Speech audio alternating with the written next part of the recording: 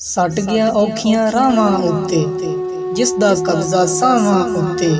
चनवी अखियां लाई बैठा है, उदियां मस्त अदावां उत्ते।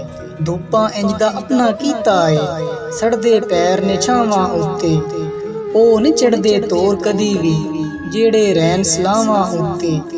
भाई भाइयां दे वैरी हो गए, मान का दे हिन पावां उत्ते। अजाज रखे रब नजर सवली, सब दियां मिठियां मावां उत्ते।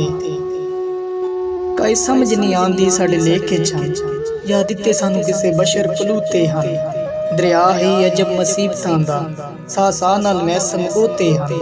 जिथे अपने हां ते तीर जदा, साडे होश ते उड़ गए तोते हन। दुश्मन दी सफ विच पिछले पासे, मेरे सारे यार खलोते हन। ते असां लोग मुसाफिर दुनिया ते, एक पैर कथई दूजा पैर कथई। अज कई जाते कल कई जाते, अतवार कथई सोमवार कथई। ना होश हवास इन कब्जे विच, साडे पैर कथई बेजार कथई। साडी शाकर केरी जिंदगी है, असां आप कथई साडा यार कथई। एक दूजे तू अक्के लोग, खाउंदे फिरदे धक्के लोग।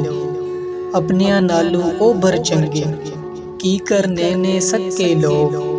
ओए जिन्ने मूँह ने उन्हें गल्लां, हुण नहीं जांदे डक्के लोग। उस जदों मैनू गल नाल लाया, रह गए हक्के बक्के लोग।